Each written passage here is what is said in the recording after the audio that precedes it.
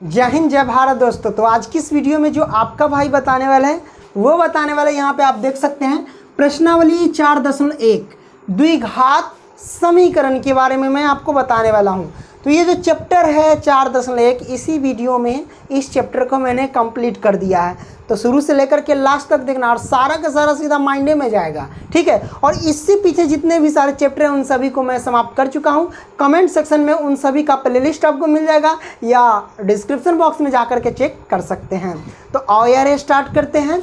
जैसा कि आप देख सकते हैं, जांच कीजिए कि निम्न द्विघात समीकरण है, मतलब बहुत सारे हमको दिया हुआ है बुक में और एक एक करके लेकर के देखना है कि कौन द्विघात समीकरण है और कौन नहीं है। उससे पहले मैं आपको बता दूं कि द्विघात समीकरण का व्यापक रूप क्या होता है, मतलब किस रूप का होता है द्विघात समीकरण। तो वो होता है ax² प्लस के bx और प्लस के c बराबर में 0 जहाँ a is not equal to 0, यानी a के बराबर 0 नहीं होना चाहिए भाई। तो ये है व्यापक रूप। देख लो भाई ध्यान से, अगर आपसे कोई पूछे कि द्विघात समीकरण का व्यापक रूप बताएं तो कहेंगे ax² plus bx plus c, ठीक है।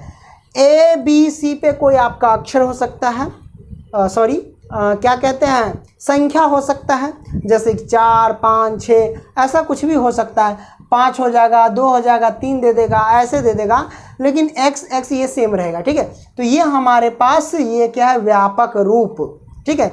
लेकिन a के बराबर 0 नहीं होना चाहिए। a के बराबर 0 मतलब समझ रहे हैं कि अगर a के बराबर 0 हो जाएगा तो a के जगह पे 0 रखिएगा और गुने में x² तो x², और जब ये 0 से x² में गुना होगा तो 0 हो जाएगा, और ये जैसा है तैसा bx प्लस c हो जाएगा। तो मतलब जब 0 हो जाएगा तो ये तो द्विघात क्या हो कहलाएगा, द्विघात समीकरण कहलाएगा नहीं कहलाएगा। क्यों?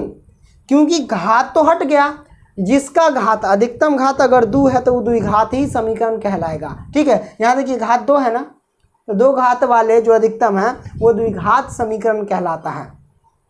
यहाँ भी गौर कीजिए, देखिए अगर बराबर में 0 न रहे तो ई कहलाता है द्विघात बहुपद का व्यापक रूप।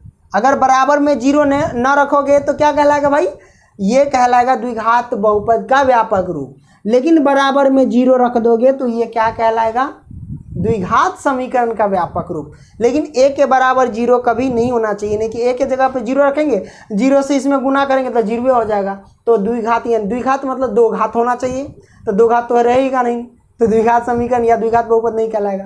तो ये आपने देख लिया, ठीक है, समझ गया। इसके फॉर्म के आप लिख सकते हैं कि a के जगह पे मान लो 5 रख देते हैं, x² तो x², प्लस तो प्लस, b के जगह पे 4 रख देते थे, x है तो x, और प्लस c के जगह पे 6 रख दे बराबर 0। तो देखो ये क्या कहलाएगा, द्विघात क्या कहलाएगा भाई समीकरण। बीच में प्लस माइनस कुछ भी हो सके कोई मतलब नहीं है, बस इसके रूप का होना चाहिए, ठीक है। तो आपने ये समझ गया, ओके। तो समझ गया, तो मैं इसको क्या करता हूँ, अब हम मिटाते हैं और एक एक क्वेश्चन ले करके हम जांच करते हैं कि क्या ये जो है ना ये द्विघात समीकरण है या नहीं है। तो आइए स्टार्ट करते हैं। चलिए इसको हम मिटा लेते हैं, एक एक क्वेश्चन लिखेंगे, ओके। तो जैसा कि आप देख सकते हैं पहला का पहला सवाल आ चुका है। तो यहाँ पे x+1 का होल स्क्वायर बराबर 2 × x - के 3। अब बताइए ई द्विघात बहुपद है या नहीं, है ना, द्विघात समीकरण है या नहीं।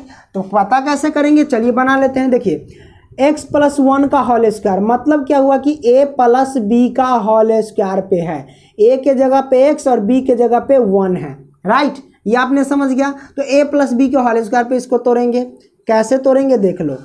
a प्लस b का होल स्क्वायर क्या होता है, a² होता है, a के जगह पे x है तो x का स्क्वायर करो, a² हो गया, प्लस b² था प्लस b² मतलब 1 का स्क्वायर, 1 का स्क्वायर करेंगे, 1 का स्क्वायर करेंगे मतलब 1 ही ना होता है, तो 1 ही लिख दो, कोई दिक्कत नहीं। अब प्लस 2ab, तो 2a यानी बीच में गुना होगा, a के जगह पे x है तो x रखो, और गुने 2a हो गया, b के जगह पे 1 है तो 1 लिखो, बराबर में 2 है, बराबर में ये है ना, तो इसको कैंसिल कर लो। देखो 2 × x - 3 है तो सभी को गुना करो, 2 से x में गुना करेंगे भैया तो 2x होगा, माइनस तो माइनस, 2 से 3 में गुना करेंगे तो 2 × 3 = 6 हो जाएगा, है ना। या इसको हम ऐसे कह सकते हैं कि x², ठीक है, 2 से x में और 1 से गुना करेंगे तो क्या होगा, 2x होगा, प्लस का 1 है तो वो लिख लो। 2 से x में 1 से गुना करेंगे तो प्लस के 2x।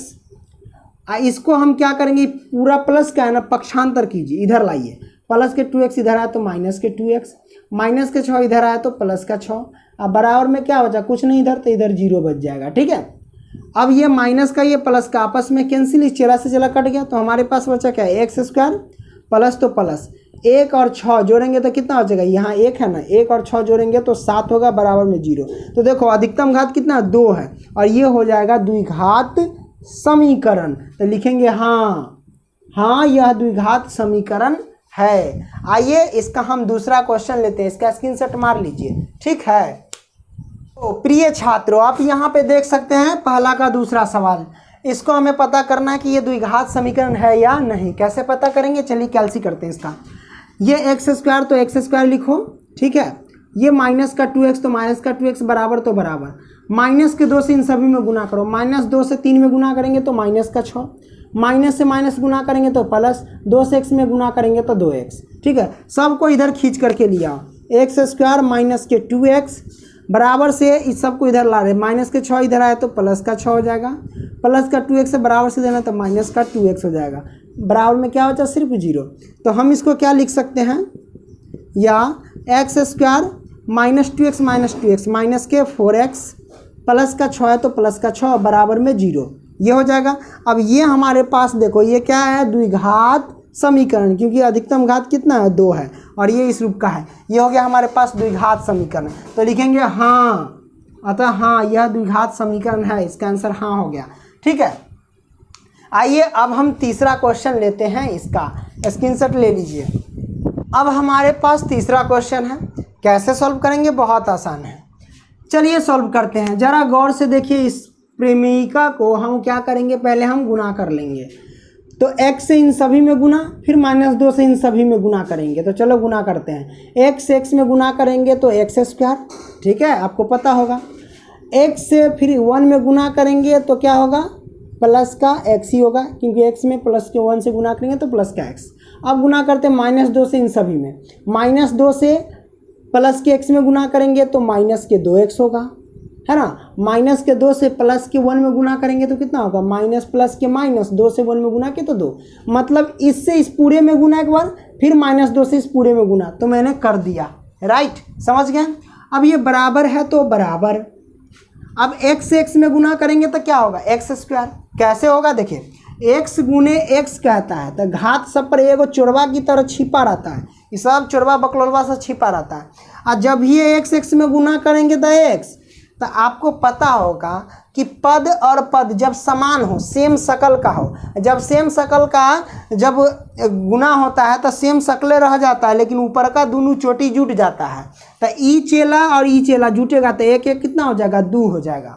जब पद समान हो तो घात क्या होता है, ऐड होता है, तो मैंने ऐड कर दिया, इसीलिए एक्स स्क्वायर हो जाएगा। ठीक है, अब x से x में गुना तो एक्स स्क्वायर, अब प्लस है तो प्लस, x में 3 से गुना करेंगे तो 3x, माइनस के और प्लस आगे छिपा रहता चोरवा, ठीक है। तो माइनस प्लस में गुना करेंगे तो माइनस, 1 से x में गुना करेंगे तो क्या होगा, x ही होगा। माइनस प्लस में गुना किए तो माइनस, और 1 से 3 में गुना किए तो 3, ये हमारे पास आ गया। अब हम क्या करते हैं, यहाँ से चालू कर, देखो समान चिन्ह वाला और समान संख्या आपस में ही चेला से चेला कट गया, ठीक है। और कटने वाला है क्या, ना कटने वाला तो सबको इधर उठा के लिया, x है तो x, माइनस के 2x माइनस के 2 और प्लस के 3x है, इधर लाओ माइनस के 3x, माइनस के x है इधर लाओ तो प्लस का x हो जाएगा, और माइनस के 3 इधर आए तो प्लस का 3 हो जाएगा, बराबर में 0 बचेगा। अब देखो एगो x माइनस के 2x और माइनस के 3x कितना होगा, है ना।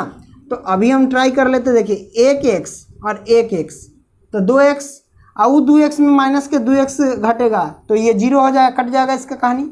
तो हमारे पास क्या बचेगा, ई माइनस के 2 और माइनस के 3x और प्लस के 3, मतलब ये बचेगा -3x, और 3 में से माइनस के 2 गया तो कितना होगा, प्लस का 1, ये हमारे पास आंसर आ जाएगा। कैलसी करके देख लेना, देख लो कि समझिएगा रे, EX IX दोनों जुटा तो 2x, और 2x में से माइनस के 2x घटेगा तो 0, इसका कहानी है ख़त्म। तो हमारे पास बचा सिर्फ ई 2x, आई माइनस के 2, ई 3 बचा है कि नहीं, तो ये कैलसी की है ई माइनस के 3x तो 3x माइनस के 2 ई प्लस के 3 में से घटा तो प्लस का 1 हो जाएगा। ये हमारे पास आंसर आ गया। तो ई बताइए इस पर घात है, द्विघात है, द्विघात वाला रहेगा अधिकतम तब ना द्विघात समीकरण, तो घाते नहीं है मतलब क्या है, ये द्विघात समीकरण नहीं है, तो कहेंगे नहीं, इसका आंसर क्या हो जाएगा, नहीं, तीसरा का आंसर नहीं। चलिए अब अगला क्वेश्चन लेते हैं, चौथा सवाल, इसका स्क्रीनशॉट मार लीजिए। ठीक, तो भाई अब हम सॉल्व करेंगे चौथा सवाल। तो ये हमारे पास चौथा आ गया। चलिए कैलसी करते हैं। ई एक्स से इस पूरे में गुना करेंगे, एक्स से 2x में गुना करेंगे तो 2x² होगा। ई एक्स से प्लस के 1 में गुना करेंगे तो 1 में x से गुना करेंगे तो x हो जाएगा, है कि नहीं। अब माइनस के 3 से अब प्लस के 2x से गुना करेंगे तो आगे चोरवा छिपा रहता है प्लस, ठीक है, तो माइनस प्लस में गुना करेंगे तो माइनस, और 3 में 2x से गुना करेंगे तो 3 दूना कितना हो जाएगा, 6x हो गया। अब माइनस के प्लस के 1 में गुना करेंगे तो प्लस माइनस से गुना किए तो माइनस, और 3 में 1 से गुना करेंगे तो 3 बराबर में। अब ये x बचा, ये x इस सब में गुना कर दो, x में गुना करेंगे तो भैया x² प्लस तो प्लस, 1 से 5 में गुना किए तो 5x आ गया। सब को उठा करके इधर लिया, ये 2x तो 2x² प्लस के x तो x माइनस के, है ना, 6x तो 6x माइनस के 3, अब प्लस के इधर लाएंगे तो माइनस के x², प्लस के इधर लाएंगे तो माइनस का 5x² बराबर में क्या हो जाएगा, 0। ठीक है, अब 2 x² में से 1 x² घटेगा तो ये बचेगा 1 x²। ठीक है, आगे हमारे पास अब हम क्या करते हैं, ई माइनस का 6x, ई माइनस के 5x, आई प्लस के x, तब माइनस के 6x और माइनस के 5x, माइनस के 11x, क्योंकि जब समान चिन्ह रहता है तो संख्या ऐड होता है और उसका चिन्ह ही रहता है। तब माइनस 6x माइनस के 5x माइनस के 11x, अब माइनस के 11x घट रहा है 1 x में से, तब बचेगा माइनस के 10x, तो लिखेंगे माइनस के 10x, आई माइनस का 3 बच जाएगा सिर्फ, तो माइनस के 3 बराबर में 0। तो ये हमारे पास आंसर आ गया। ठीक है, क्लियर। तो हमारा देख सकते ऊपर स्क्वायर है तो ये हो गया, अतः यह द्विघात समीकरण है, तो इसका चौथा का आंसर क्या हो जाएगा, हाँ यह द्विघात समीकरण है। चलिए नोट कीजिए, आगे हम बढ़ते हैं। तो प्रिय छात्रों अब हम सॉल्व करते हैं प्रश्न क्रमांक 5। तो 5 यहाँ पे आप देख सकते हैं, 2x में से x में गुना करेंगे तो क्या होगा, पहले इससे इस सब में गुना कर लेते हैं तो 2x² होगा। ठीक है, माइनस के 3 दूना 6x, तो ये हो जाएगा माइनस के 6x, माइनस 1 में 1 से गुना करेंगे तो माइनस का x हो जाएगा, माइनस माइनस प्लस हो जाएगा, 1 से 3 में गुना करेंगे तो 3 हो जाएगा। क्लियर, बराबर तो बराबर, x से इस सब में गुना कर लो, x में गुना किए तो x², 1 से माइनस 1 में गुना करेंगे तो माइनस का x हो जाएगा, प्लस के 5 से x में गुना करेंगे तो प्लस के 5x, और 5 से फिर -1 में गुना करेंगे तो कितना हो जाएगा, माइनस के 5। यानी पहले इससे इस सब में गुना, फिर इससे इस सब में गुना कर लिए। ठीक है, अब हम क्या करते हैं, सब को उठा करके इधर ले आते हैं, ये 2x² माइनस के 6x और माइनस के x और प्लस के 3, सबको इधर लिया बकलोलबा, सबको प्लस के x² है, इधर लाएंगे तो माइनस के x² हो जाएगा, E minus x² minus x है, इधर लाएगा तो प्लस x हो जाएगा, पक्षांतर किए तो, अब प्लस के 5x इधर आ जाएगा बउआ हुआ के तो माइनस के 5x हो जाएगा, ई चला माइनस का है, ई आ गया इधर तो प्लस का हो जाएगा, बराबर में कुछ नहीं तो 0 बेचारे को रख दो। ठीक है, अब हम क्या करते हैं, देख लो गौर से, 2x² में से x² माइनस का घटेगा तब बचेगा 1 x²। ठीक है, माइनस के 6x माइनस के x, तो देखो ई माइनस के x आई प्लस के x, ई चेला से ई चेला हवा में उड़ गया, है कि नहीं, तो इधर बचा माइनस के 6x और माइनस के 5x, तो माइनस के कितना होगा, 6 और 5 11x, तो माइनस के 11x हो जाएगा, 6 5 11, है ना। अब देखो यहाँ 3 है और यहाँ 5 है, तो 5 3 कितना हुआ 8, वो भी प्लस का, तो ये हो जाएगा प्लस के 8 बराबर में 0। ठीक है, तो बताइए पाँचवा द्विघात समीकरण होगा कि नहीं होगा, देखिए घात तो 2 है, ये हो जाएगा द्विघात समीकरण, अतः इसका आंसर क्या हो गया, अतः यह द्विघात समीकरण है। ठीक है, इसका लिखना आंसर हाँ में होगा भाई, हाँ ही भरना। चलिए अगला क्वेश्चन लेते हैं, स्क्रीनशॉट मार लो। ठीक है, तो प्रिय छात्रों अब हम सॉल्व करेंगे प्रश्न क्रमांक 6ठा सवाल यानी पहला का 6ठा। चलिए सॉल्व करते हैं। ई जैसा का ज्यों का त्यों रख दो एक्स स्क्वायर प्लस के 3x और प्लस के 1 बराबर में इसको हल करो। x माइनस 2 का होल स्क्वायर मतलब a माइनस बी के होल स्क्वायर। तो a माइनस बी के होल स्क्वायर पे इसको तोड़ेंगे मरोड़ेंगे, ठीक है। तो a माइनस बी का होल स्क्वायर कहता है a का स्क्वायर, तो ई a है और ई b है। a का स्क्वायर तो मतलब x का स्क्वायर, अब प्लस b का स्क्वायर मतलब 2 का स्क्वायर कितना 4, ठीक है। अब माइनस 2ab तो माइनस 2a मतलब गुना में a के जगह पे x और गुने b के जगह पे 2, ठीक है, हो गया। अभी देखो एक्स स्क्वायर तो एक्स स्क्वायर प्लस के 3x तो 3x प्लस के 1 तो 1, ठीक है।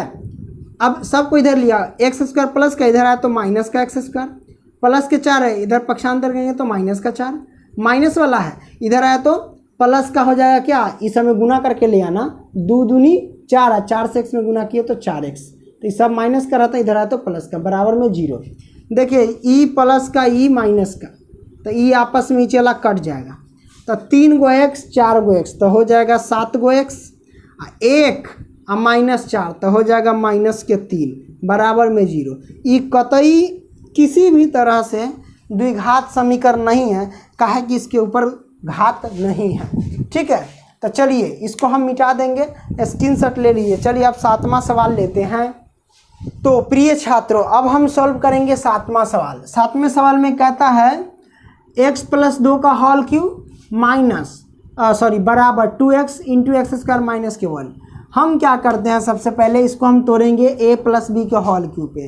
तो a प्लस बी का होल क्यूब क्या होता है भैया, तो वो होता है a क्यूब। हम लिखिए देते हैं a प्लस बी का होल क्यूब, ये होता है a और ई है b, तो a प्लस बी का होल क्यूब होता है a cube plus 3a square b plus 3ab square और प्लस में b क्यूब, ये होता है फॉर्मूला। इसी पे हम तोड़ेंगे a क्यूब मतलब x का होल क्यूब प्लस तो प्लस 3a स्क्वायर b, ये 3 है तो 3, ठीक है, और a स्क्वायर मतलब x है तो वो हो जाएगा x स्क्वायर, ठीक है। बीच में गुना भी लिख सकते हो, कोई दिक्कत नहीं है, ये बीच में भी सब में गुना रहता है, गुना लिख सकते हो। b के जगह पे 2 है तो 2 लिख दो, प्लस तो प्लस 3 गुने a के जगह पे x है तो x लिखो और गुने b स्क्वायर मतलब 2 का स्क्वायर कितना होगा 4 हो जाएगा, प्लस तो प्लस b क्यूब, तो b के जगह पे 2 का हल क्यूब करेंगे तो कितना होगा 8 होगा, 2 का क्यूब करेंगे तो 8 ही ना होगा। देख लो 2 का क्यूब मतलब 3 बार गुना करो, 2 दूना 4 4 दूनी 8 हो जाएगा, ठीक है। इतना आ गया, बराबर में क्या है हमारे पास 2x into x square minus 1, तो सब में गुना करेंगे 2x से एक्स स्क्वायर में गुना करेंगे तो 2x क्यूब हो जाएगा, और माइनस तो माइनस 2x में 1 से गुना किया तो 2x। सबको सॉल्व करो, इधर x क्यूब सबको कैसे 3 दूना 6x स्क्वायर और प्लस के 3x 3 चौके 12x प्लस में 8 बराबर 2x क्यूब और माइनस में 2x, ठीक है। अब हम क्या करते हैं, देख लो, काटना है तो काटो, नहीं काटना तो सबको इधर ले आओ खींच करके। ये है x क्यूब प्लस के 6x स्क्वायर प्लस के 12x प्लस के 8, इधर लाएंगे प्लस का 2x क्यूब है तो माइनस के 2x क्यूब, माइनस इधर आ गया तो प्लस का 2x बराबर में 0, राइट। अब हम क्या करते हैं, सबको घटा लो, x क्यूब में से 2 x क्यूब घटेगा तब माइनस के 1 x क्यूब बचेगा, ठीक है। 6x स्क्वायर इसमें है ही नहीं कि तो प्लस के 6x स्क्वायर रहने दो, 12x और 2 x तो प्लस के हो गया 14x, ठीक है। अब प्लस में 8 है तो लिख दो प्लस में 8 बराबर में 0। अब यहाँ से सॉल्व नहीं होगा। अब बताइए द्विघात समीकरण है, बिल्कुल नहीं है, क्योंकि घात तो 2 है लेकिन यहाँ पे घात अधिकतम 3 भी है, तो ये द्विघात समीकरण नहीं है, लिखेंगे नहीं, ठीक है। आइए अब हम 8वां सवाल लेते हैं, इसका स्क्रीनशॉट ले लीजिए। तो प्रिय छात्रों अब हम सॉल्व करेंगे 8वां सवाल। तो आइए 8वां सवाल सॉल्व करते हैं। ये ज्यों का त्यों लिख दो, जैसा वैसा। ये लिखा गया x क्यूब, तो एक्स क्यूब माइनस के 4x स्क्वायर माइनस का x और प्लस का 1, ठीक है, बराबर। इसको सॉल्व करना है, ये a माइनस बी के होल क्यूब पे जाएगा, ठीक है। तो a माइनस बी का हल क्यों क्या होता है, ए क्यू मतलब x का क्यूब, ठीक है। और फिर होता है -3a²b, ऊपर लिखिए देते हैं ए क्यू माइनस के 3a²b और प्लस के 3ab² और माइनस का bq, ये होता है फॉर्मूला इसका, ठीक है। तो चलिए अब इसको हम सॉल्व करते हैं। ए क्यू मतलब एक्स क्यू, ठीक है, एक्स ये पूरा a है और ये b है, तो एक्स क्यू हो गया, माइनस तो माइनस, 3 तो 3, बीच में गुना a² मतलब x² और गुने b के जगह पे 2 है तो 2 लिखो, प्लस है तो प्लस 3a²b, तो 3 या गुने a के जगह पे कितना x है तो x लिखो, गुने b² मतलब 2 का स्क्वायर 4 होगा, माइनस तो माइनस बी क्यू, तो b के जगह पे 2 है, 2 का क्यू कितना होता है 8 होता है, तो 8 लिख दो। चलिए सॉल्व करते हैं। देखिए ये प्लस रहने देते हैं, हाँ ये प्लस का समान चिन्ह हो और बराबर में हो तो वो आपस में कैंसिल कट जाता है, ये कट गया। अब ये बचा माइनस के 4x² माइनस के x और प्लस के 1, सब को इधर लिया, ई पूरा तभी एक साथ गुना होगा, ई पूरा एक साथ गुना होगा, तो 3x² और 3 दूना 6x² होगा, तो 6x² माइनस का इधर लाएंगे तो प्लस का 6x² होगा, ठीक है। अब इस सब में देखो 4 3 12x होगा, प्लस का है 12x, पक्षांतर करेंगे तो माइनस का 12x होगा, माइनस का 8 है, पक्षांतर करेंगे तो प्लस का 8 होगा, बराबर में 0 हो जाएगा, राइट। अब हम क्या करते हैं, क्या करेंगे, 6x² में से 4x² घटाएंगे तब बचेगा कितना 2x², ठीक है। अब एगो x माइनस का माइनस के 12 गो x, तो ये हो जाएगा माइनस के 13 गो x, ई 1 आई 8, तो ये हो गया प्लस के 9 बराबर में 0। अब बताइए इसका अधिकतम घात कितना 2 है, ये द्विघात समीकरण है, इसका आंसर हो गया हाँ, ठीक है। आई होप कि ये सारे के सारे क्वेश्चन समझ गए होंगे।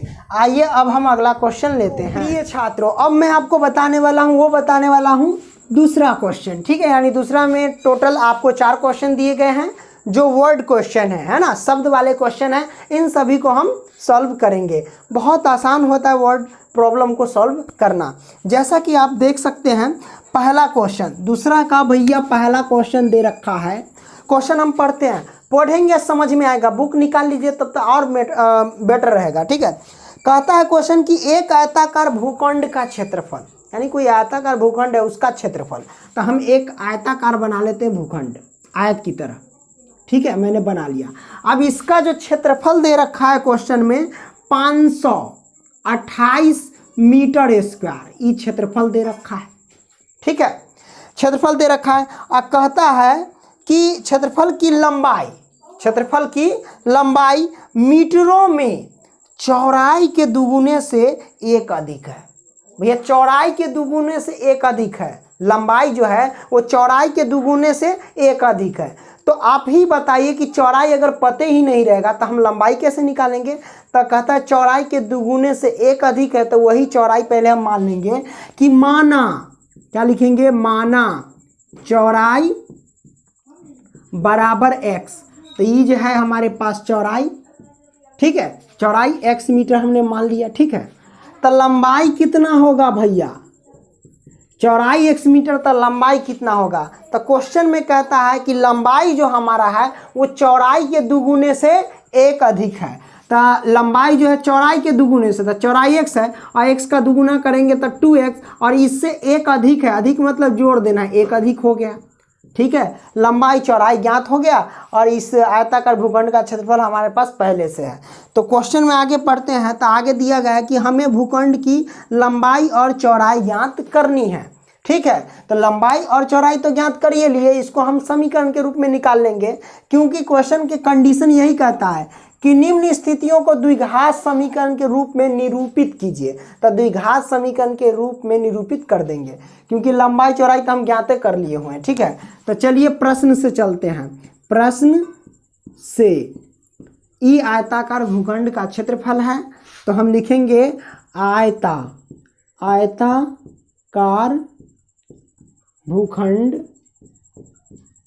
का क्षेत्रफल बराबर 528 मीटर स्क्वायर है।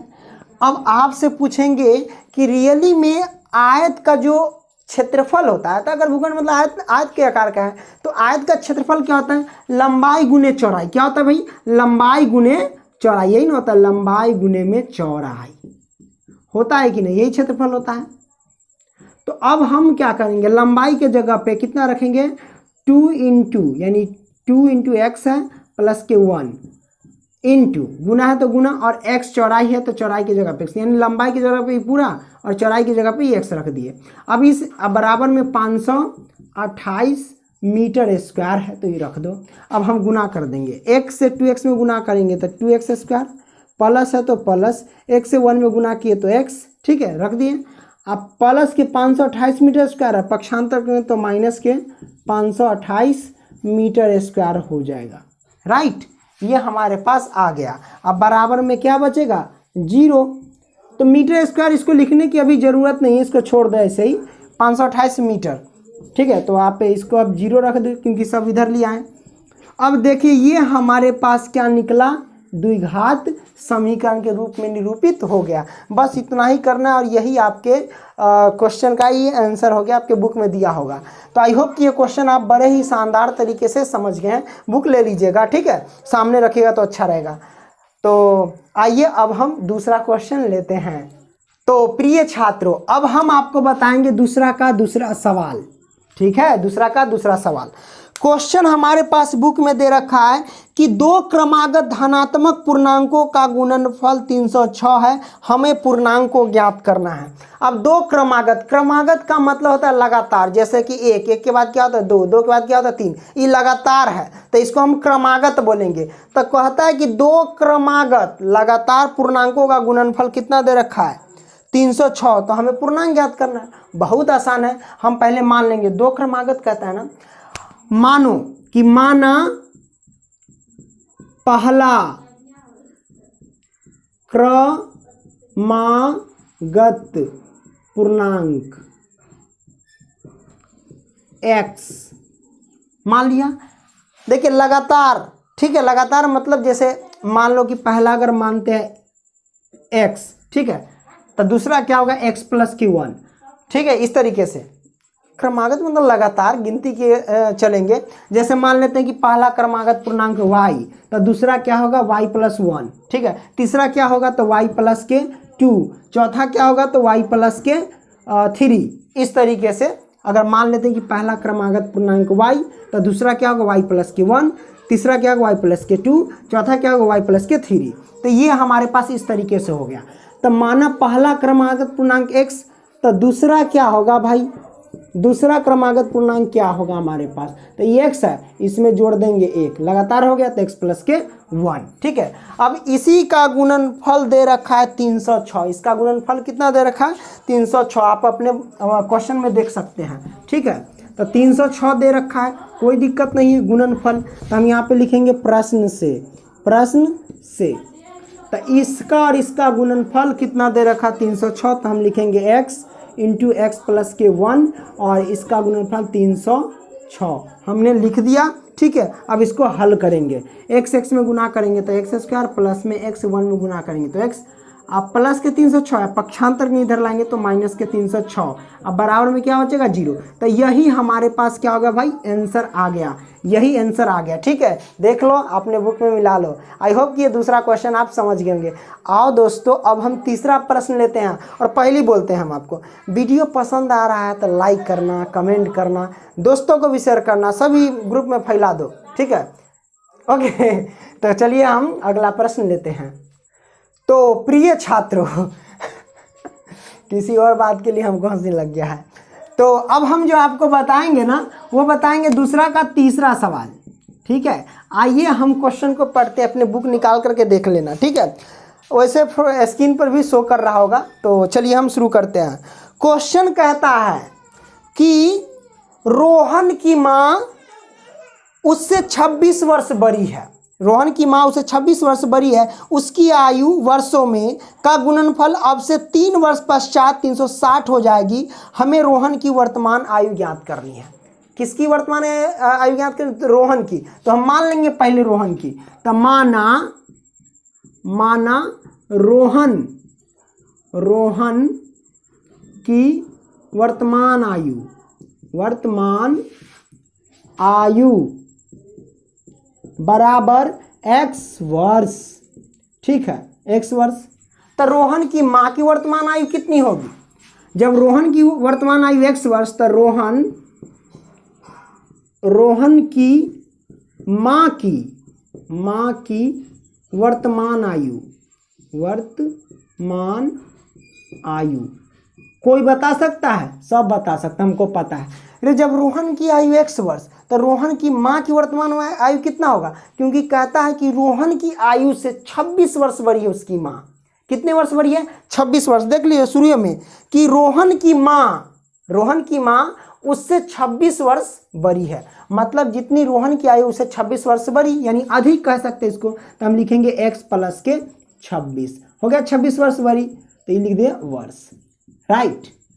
अब आगे हम बढ़े, तो 26 वर्ष बड़ी है तो वर्षों में, तो कहता है उनकी आयु वर्षों में का गुणनफल अब से 3 वर्ष पश्चात 360 हो जाएगी। 3 वर्ष पश्चात, इसका मतलब 3 वर्ष पश्चात रोहन की भी आयु और 3 वर्ष पश्चात रोहन की माँ की भी आयु, और दोनों का गुणनफल दे रखा है 360। तो हम दोनों का 3 वर्ष पश्चात आयु निकाल लेंगे। तो निकालेंगे 3 वर्ष पश्चात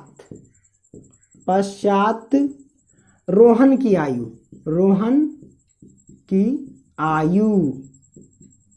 अब बताइए 3 वर्ष पश्चात मतलब आगे, मतलब 3 वर्ष पश्चात जा रहा है आगे वाला क्या होता है? जुटता है। ठीक है, अब पीछे वाला घटता है ना।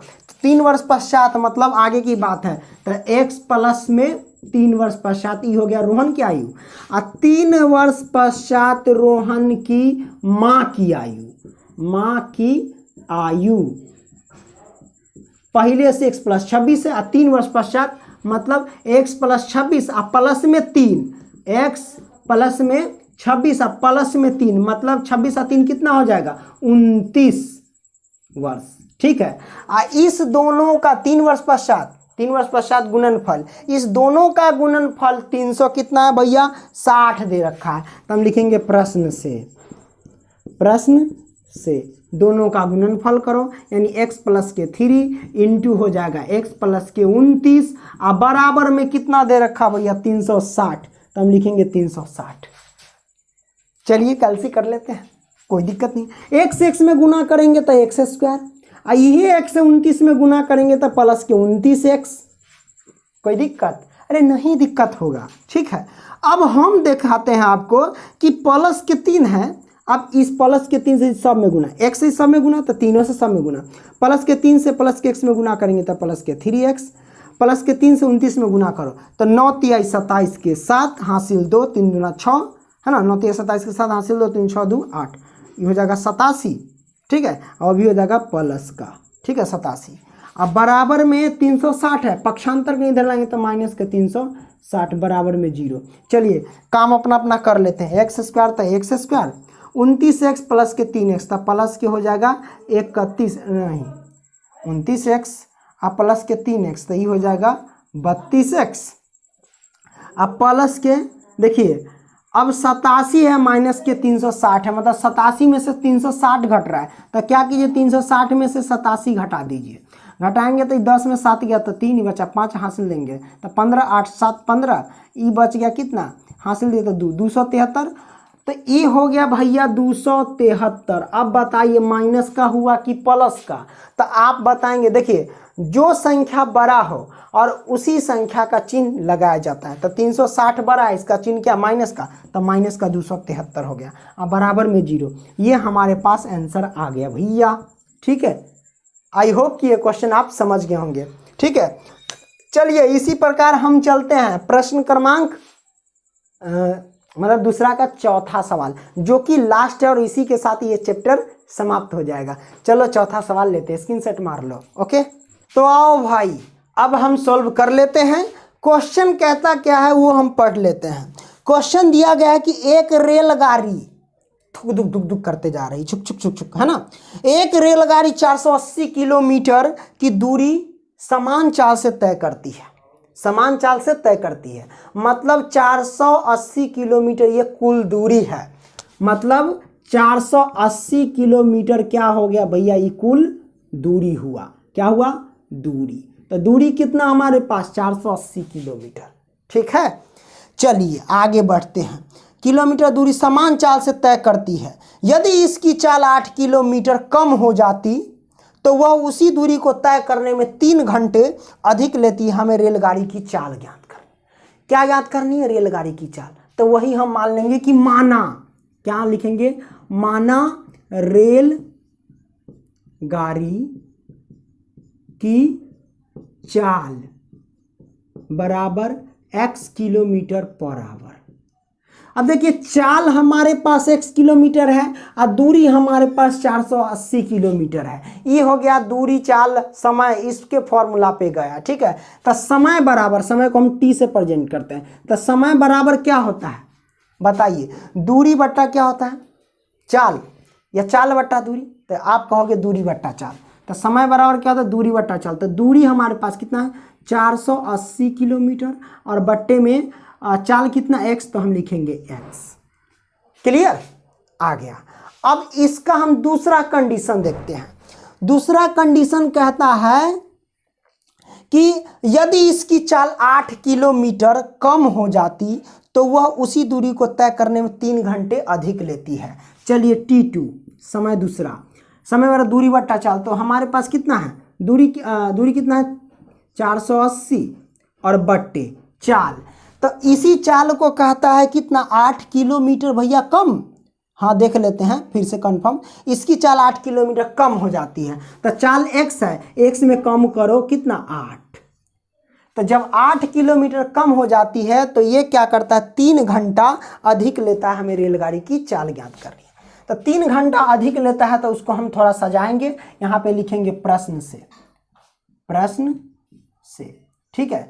तो इससे ई क्या करता है 3 घंटा अधिक लेता है। तो इसको हम कैसे बनाएंगे, तो इसको आप लिखोगे इस तरीके से, मैं आपको बता देता हूँ। जैसे कि ये 480 है, 480, तो 480 और बट्टे में x माइनस के 8 बराबर 480 अब बट्टे में x। अब कहता है कितना किलोमीटर अधिक लेता है, सॉरी कितना समय अधिक लेता है 3 घंटा। तो इसमें हम जोड़ देंगे 3, लो अधिक हो गया 3 घंटे। अब हम यहाँ से सॉल्व करेंगे। हम क्या करते हैं यहाँ से देखिए इक्वेशन बनाएंगे 480 या 480 बट्टे में x माइनस के 8, ये प्लस के पक्षांतर हो तो माइनस के 480 और बट्टे में x बराबर में हो जाएगा ये 3। अब हम कैल्सी करते हैं, x माइनस के 8 और x से हम क्या करें एलसीएम लेंगे तो क्या होगा x माइनस के 8 इंटू में x। चलिए अब हम सॉल्व करते हैं, x माइनस 8 से x माइनस 8 कटेगा तो x बचेगा, x से 480 में गुना करेंगे तो 480x हो जाएगा, माइनस तो माइनस, x से x कट जाएगा तो x माइनस के 8 ई बचेगा, यानी 480 इंटू एक्स माइनस के 8 और बराबर में ई बचा 3। ठीक है, अब यहाँ से हम सॉल्व करेंगे। लो चलिए हम सॉल्व करते हैं। सॉल्व कैसे करेंगे, जैसा कि लिखा गया है 480 इंटू एक्स माइनस में इसमें गुना कर लो, 480 से x में गुना करेंगे तो क्या होगा 480x माइनस माइनस क्या होगा प्लस। अब 480 में 8 से गुना करो, 480 में क्या करेंगे 8 से गुना करेंगे।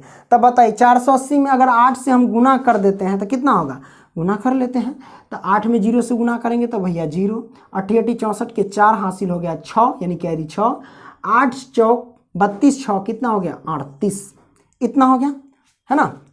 88 मैं चेक कर लेता हूँ, 8 में 0 से गुना किया तो 0 और 88 64 के 4 हासिल कितना हो गया 6, 8 चौक 32 32 6 38। ठीक है, कोई दिक्कत नहीं। अब हम क्या करते हैं, बट्टे में हमारे पास कितना है x माइनस का 8 इंटू एक्स, इसमें गुना कर लो, x में गुना करेंगे तो क्या होगा एक्स स्क्वायर माइनस तो माइनस 8 में x से गुना करेंगे तो 8x बराबर कितना भाई 3 है ना, तो 3 लिख दो क्योंकि 3 है बराबर में। अब चलो ई माइनस का ई प्लस का ई चला से ई चला कटेगा तो हमारे पास क्या बचेगा 3840 और बट्टे में एक्स स्क्वायर माइनस के 8x बराबर में 3, इसके भी नीचे एक छिपा रहता है। ठीक है, अब हम क्या करते हैं, इससे आर पार गुना कर लेते हैं। 3 से इस सब में गुना, 3 से एक्स स्क्वायर में गुना करेंगे तो 3x स्क्वायर माइनस के 8 3 24x अब बराबर 1 से इस सब में गुना करेंगे तो कितना होगा, 1 से 38 40 हो जाएगा।